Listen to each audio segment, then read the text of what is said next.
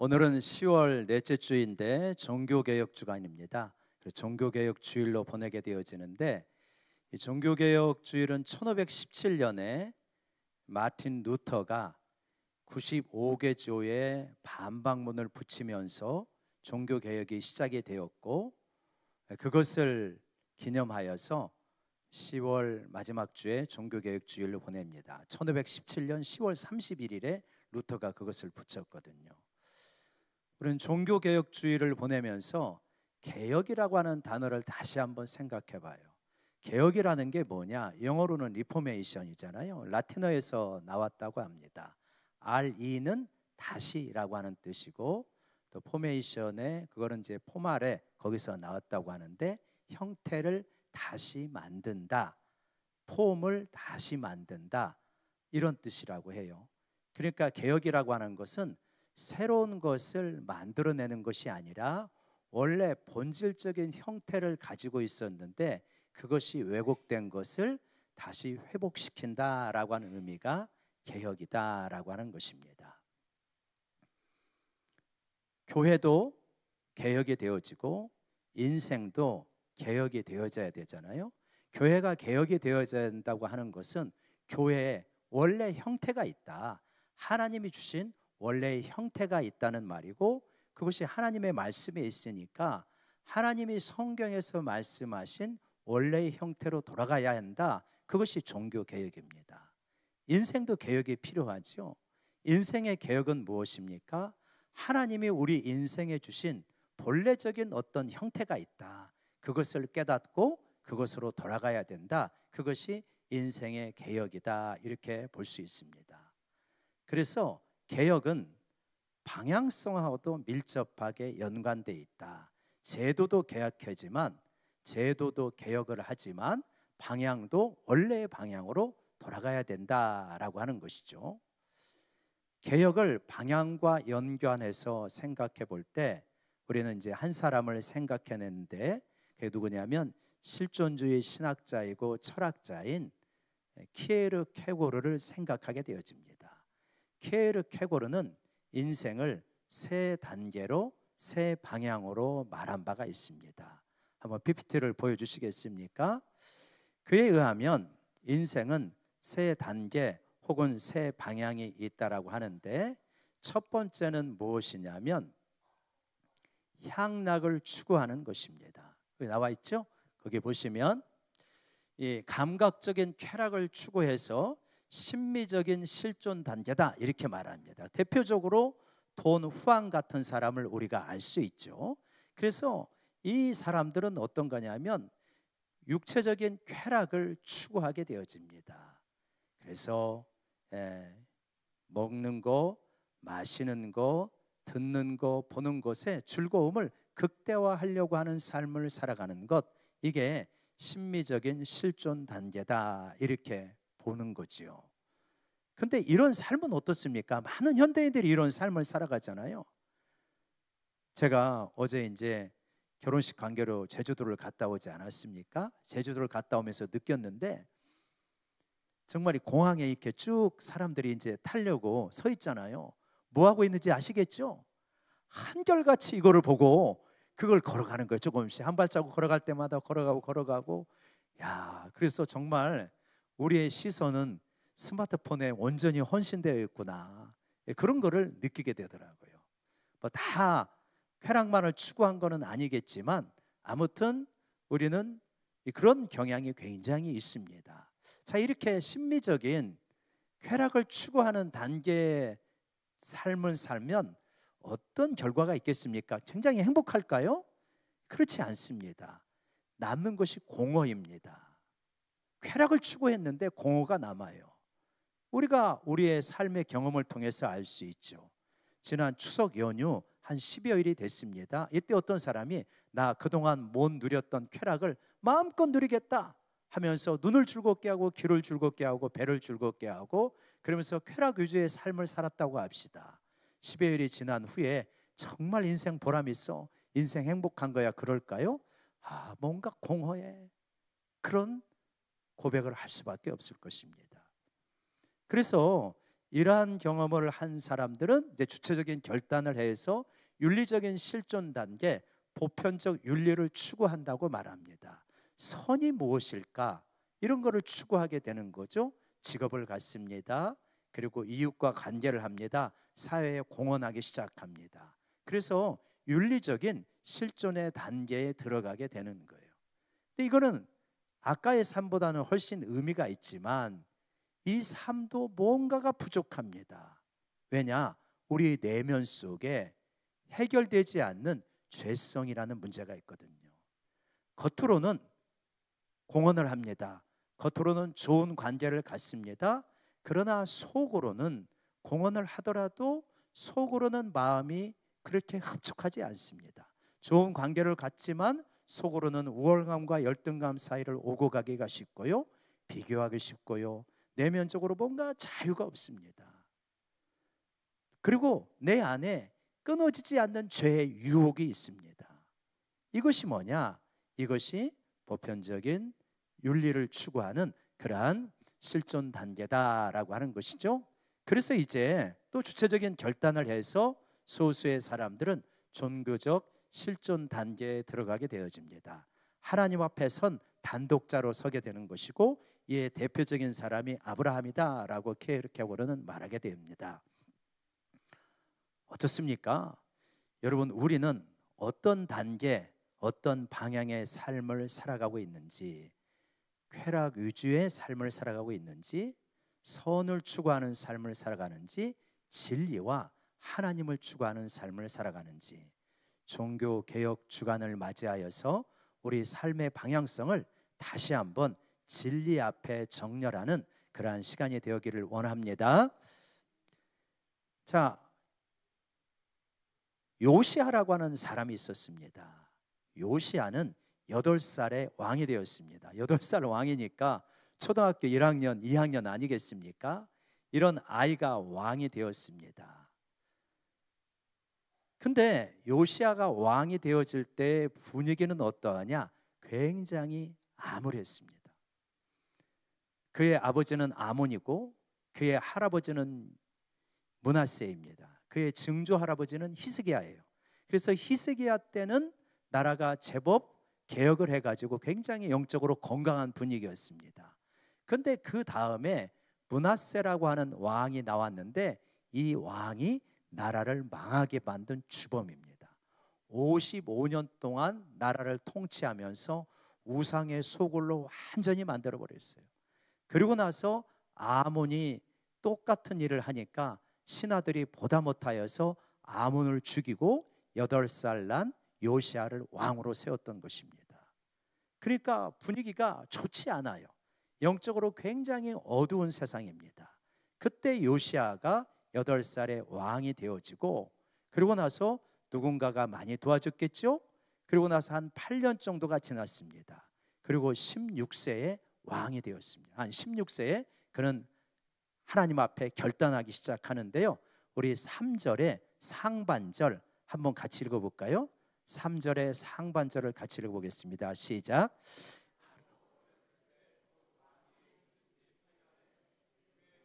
다윗의 하나님을 비로소 찾고 거기까지요. 예, 그러니까 요시아가 왕이 된 지 8년, 그러니까 나이로는 16세가 되는 거잖아요.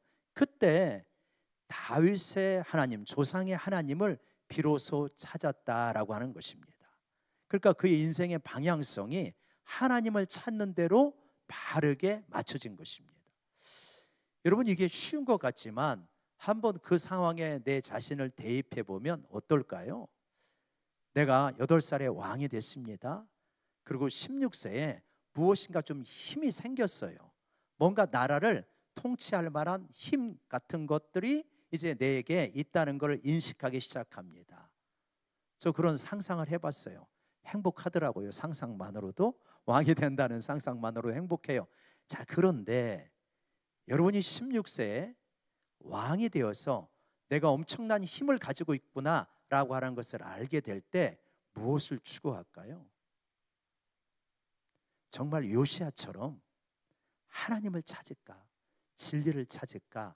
아니면 우리나라에 여러 왕들처럼 쾌락을 추구할까? 아마 쾌락을 추구하는 사람이 상당히 많을 겁니다.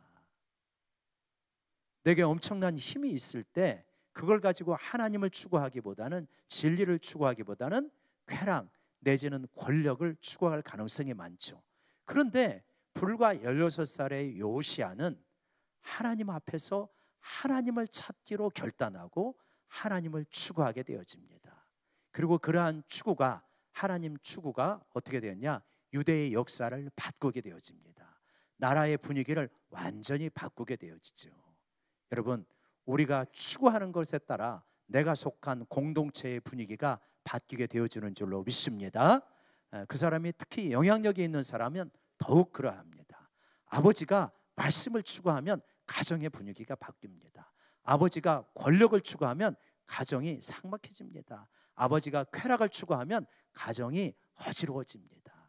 그러나 아버지가 하나님의 말씀을 추구하고 하나님을 찾게 될 때 가족은 거룩한 공동체로 변화되리라 믿습니다. 그래서 요시야가 하나님을 찾는 거예요. 그러고 나서 12년에, 그러니까 요시야가 20살이 되었을 때 어떻게 하냐? 그 산당이라든가 온 나라에 있는 우상들을 척결합니다. 거기 있는 우상들 한번 목록을 보십시오. 바알, 아세라, 아로 새긴 우상, 부어 만든 우상, 태양상, 온갖 종류의 우상들이 있습니다. 성전은 어지럽혀져 있고 우상들은 사방 곳곳에 있고, 산당, 그러니까 산의 높은 곳에 산당을 지어놓고 거기서 우상을 숭배하는데 거기에 온갖 바알, 아세라상, 그런 목상들, 그런 것들이 다 있는 겁니다. 그거를 이 요시야는 20세가 되어서 완전히 척결하기 시작합니다. 다 제거해가지고 가루로 만들어버리고, 심지어는 제사장의 뼈를 불살라가지고 뿌려버리게 됩니다. 이 제사장은 하나님 섬기는 제사장이 아니고 바알과 아세라 섬기는 제사장입니다. 철저하게 개혁을 하고 우상들을 제거하죠. 왜 그럴까요? 왜 조금 더 타협하지 아니하고 이렇게 완전히 제거하겠습니까? 우상의 본질이 무엇인지를 알고 죄의 폐악이 무엇인지를 알기 때문에 그렇게 철저하게 제거하는 거죠. 여러분, 죄라고 하는 것은 여지를 두면 정말 독버섯처럼 자라는 것이 죄악입니다. 우리가 하나님 앞에서 믿음으로 살려고 씨름할 때 우리에게 꼭 필요한 결단은 죄를 끝까지 제거하는 결단이 우리에게 꼭 필요한 줄로 믿습니다. 좀 놔두잖아요. 좀 여지를 두잖아요. 여지없이 자라가지고 우리를 삼켜버리게 됩니다. 그래서 모든 우상들을 제거해버리는 겁니다. 근데 여기서 질문이 생겨요. 어떤 질문이 생기냐면, 요시야가 그렇게 했고 또 성경을 전체적으로 쭉 보게 되어지면 하나님께서 우상을 정말로 끔찍하게 싫어하시는 모습을 볼 수 있어요. 그래서 그것 때문에 결국 이제 북이스라엘과 남유다가 멸망하잖아요. 왜 그렇게 하나님은 우상을 싫어하실까요? 한 3가지 정도의 답을 드릴 수가 있습니다. 뭐냐면, 첫 번째로 하나님과 우상은 절대적으로 양립할 수 없습니다. 같이 갈 수 없기 때문입니다. 지금 이 우주를 설명할 때, 우리가 살고 있는 지구를 중심으로 해서 온 우주를 설명할 때 우주가 어떻게 존재하게 되었는가, 우리 자신을 포함해서 온 우주가 어떻게 존재하게 되었는가라고 하는 것은 2가지 견해밖에 없다. 하나는 우연히 만들어진 것이다. 빵 하고 빅뱅이 일어나고 수십억 년, 수백억 년이 흘러서 지구는 한 45억 년 정도 됐다 그러잖아요.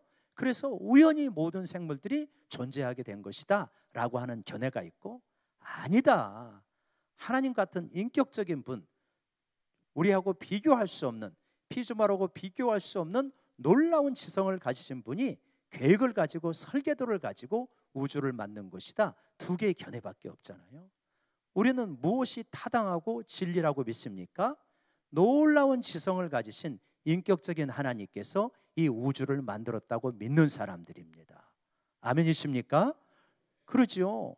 자, 그렇게 하나님께서 이 우주를 만드셨는데 짝퉁들이 나타나기 시작하는 것입니다. 그것도 피조물들이 만들어 가지고, 아이고 하나님 아니고 그 비슷한 비스무리한 존재가 우주를 만든 것이 아닐까 하면서 우상들을 만들어내고 거기에 헌신하는 것입니다.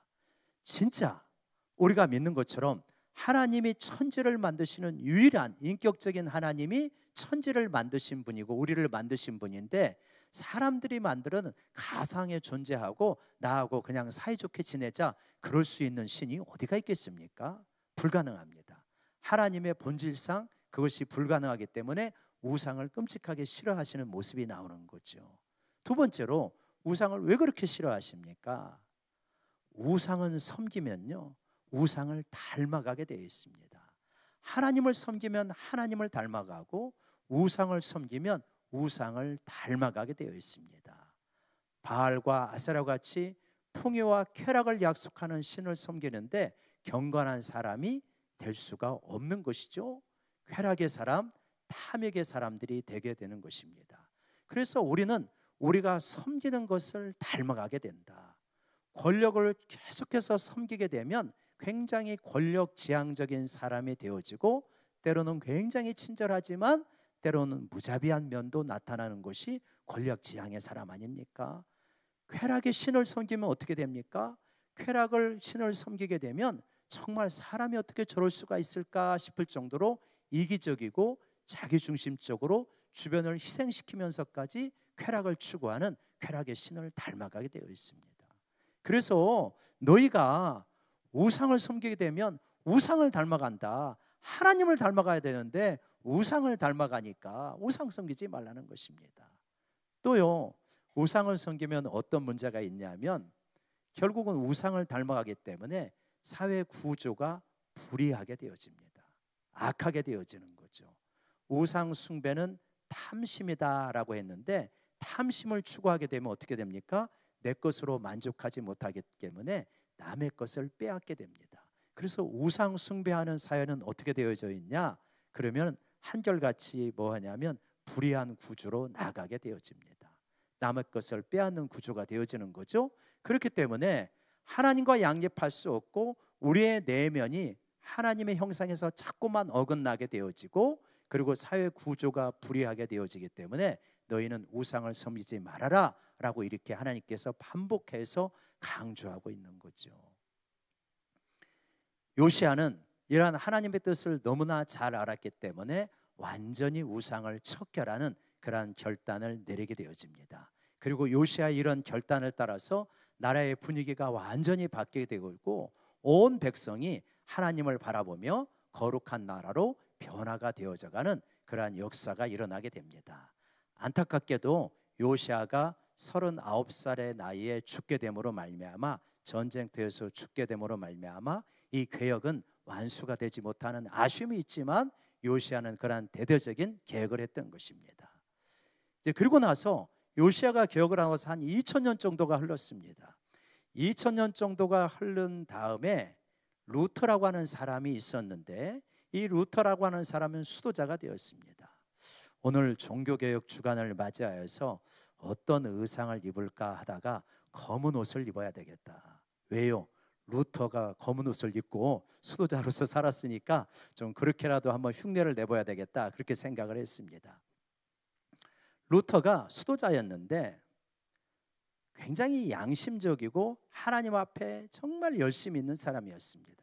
어떻게 하면 하나님 앞에 의로워질까, 그런 굉장히 씨름을 했던 사람이 루터입니다. 그래서 많은 고행을 했죠. 그렇지만 마음속에 여전히 갈등이 있는 거예요.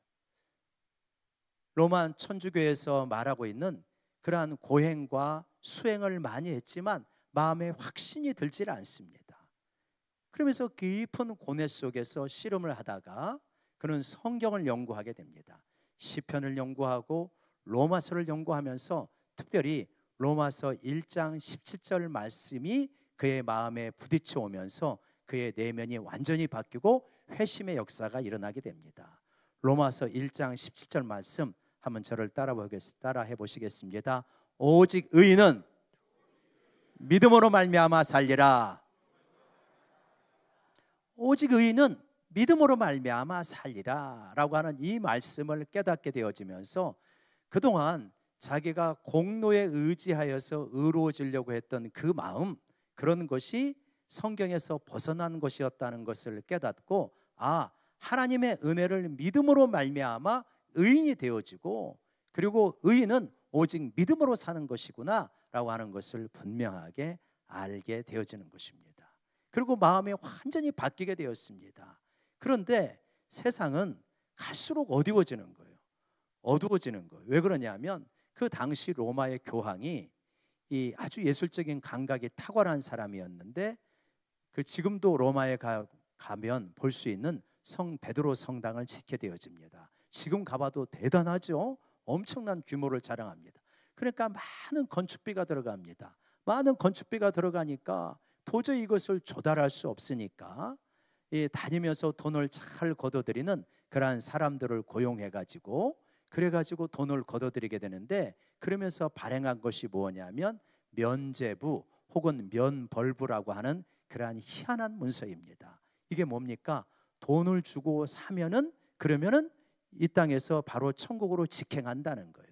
심지어는 자기의 조상들이 천주교에서는 연옥이라는 게 있지 않습니까? 연옥에 있다가 여러분이 이 면제부를 사면서 이 동전이 땡그라 하고 떨어지는 순간 조상들의 영혼이 천국에 직행한다라고 하는 희한한 논리를 앞세우면서 면벌부를 팔게 되어지자 많은 사람들이 이거를 사면서, 그러면서 구원을 얻는다고 착각을 하게 되어집니다.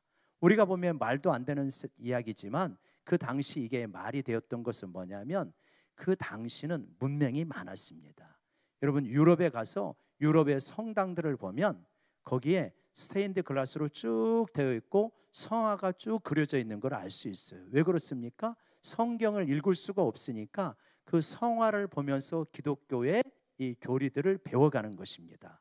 그 성경 내용을 그걸 통해서 알아가는 것이죠. 그런 세상이니까 면벌부를 사면은 천국에 직행할 수 있다라고 하는 그러한 말도 안 되는 그러한 일들을 아무렇지도 않게 생각하고 받아들이는 거예요. 그때 루터가 볼 때, 또 그 당시 많은 깨어있는 사람들이 볼 때 이건 너무 잘못된 것이다. 그래서 루터가 용감하게 95개조의 반박문을 비텐베르크 성문에 붙이게 되어집니다. 한번 그 장면 보여주시겠어요?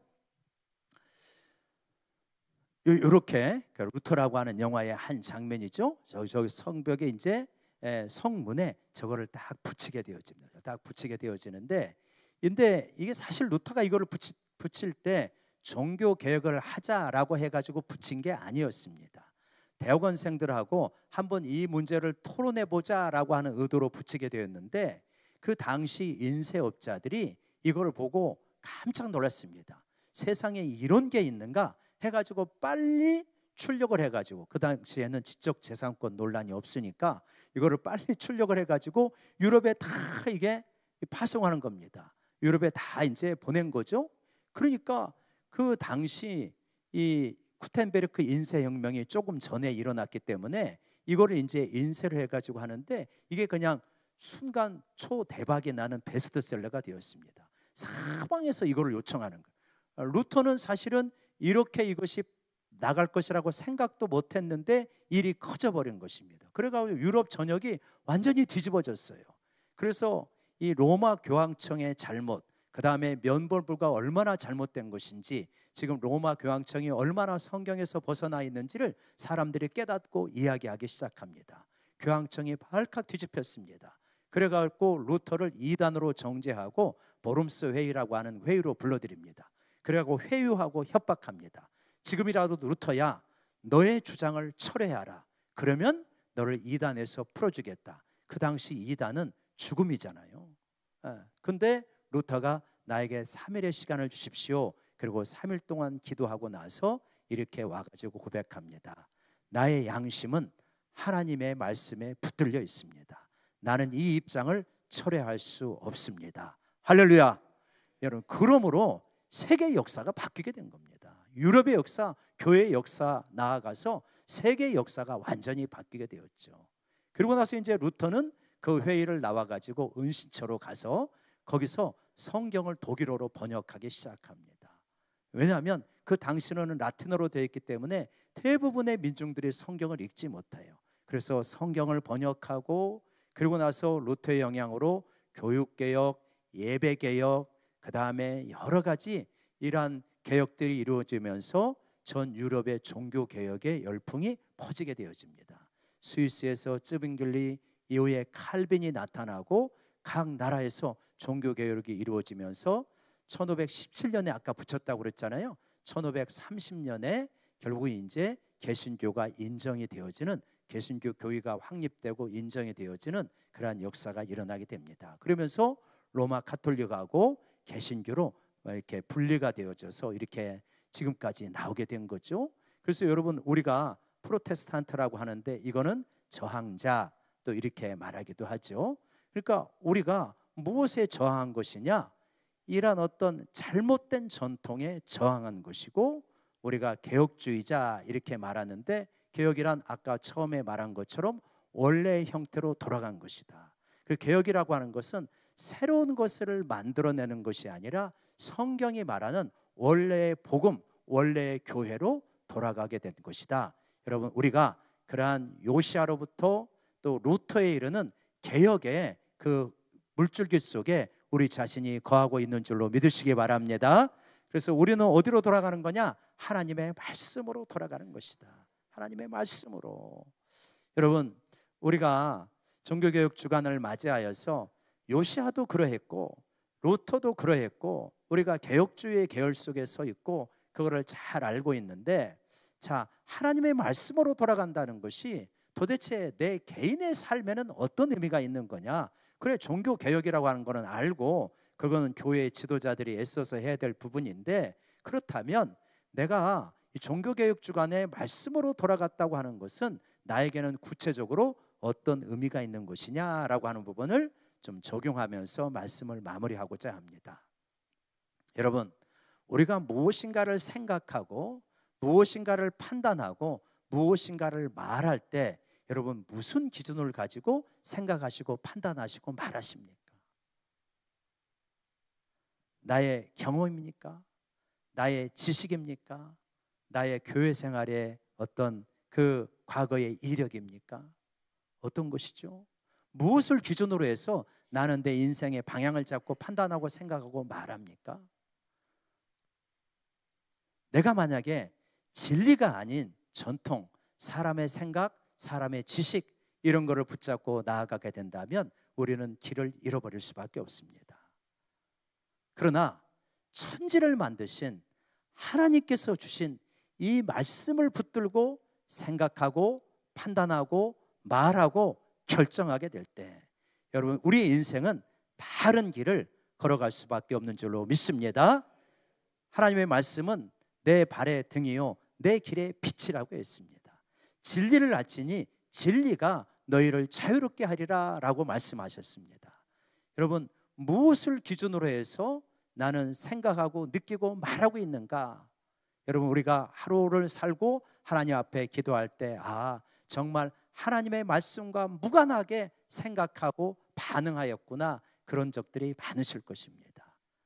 중요한 것은 작은 부분을 그렇게 한다 할지라도 가장 결정적인 부분, 특별히 인생의 방향성을 잡는 부분에 있어서 하나님의 말씀을 기준으로 방향성을 잡을 때 하나님께서 그 인생을 분명하게 이끌어 주시리라 믿습니다.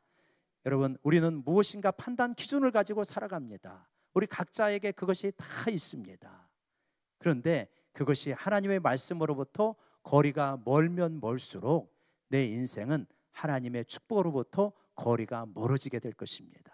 그러나 정말 세상 사람들이 뭐라고 하고 사람들이 비웃고 조롱한다 할지라도 내 인생의 기준이 하나님의 말씀하고 일치되면 일치될수록 하나님이 동행해 주실 뿐만 아니라 하나님께서 놀라운 축복을 주시리라 믿습니다.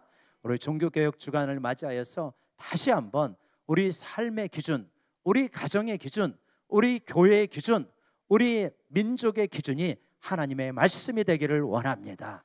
그럴 때 하나님이 우리의 삶에 동행하시며 하나님의 복과 은혜를 내려주시리라 믿습니다. 다시 말씀으로 돌아가는 우리 모두가 되시기를 주의 이름으로 축원합니다. 기도하시겠습니다. 하나님 아버지, 종교개혁주의를 맞이하여서 우리의 삶의 기준이 다시 말씀으로 돌아가야 함을 깨닫습니다. 아버지 하나님, 우리 가정이 무엇인가를 판단하고 내 인생에 무엇인가를 말하고 결정할 때 나의 경험과 나의 지식이 아니라 하나님의 말씀이 우리의 기준이 되게 하여 주시옵소서. 말씀으로 요시아가 나라를 새롭게 하고 말씀으로 루터가 유럽을 새롭게 하였듯이 세계를 변혁시켰듯이 우리도 말씀으로 나 자신과 우리 가정과 내가 속한 공동체를 변혁하는 그러한 역사가 일어나게 하여 주시옵소서. 예수님의 이름으로 기도드리옵나이다. 아멘. 우리 찬송가 357장 찬양하면서 준비하신 예물 드리겠습니다.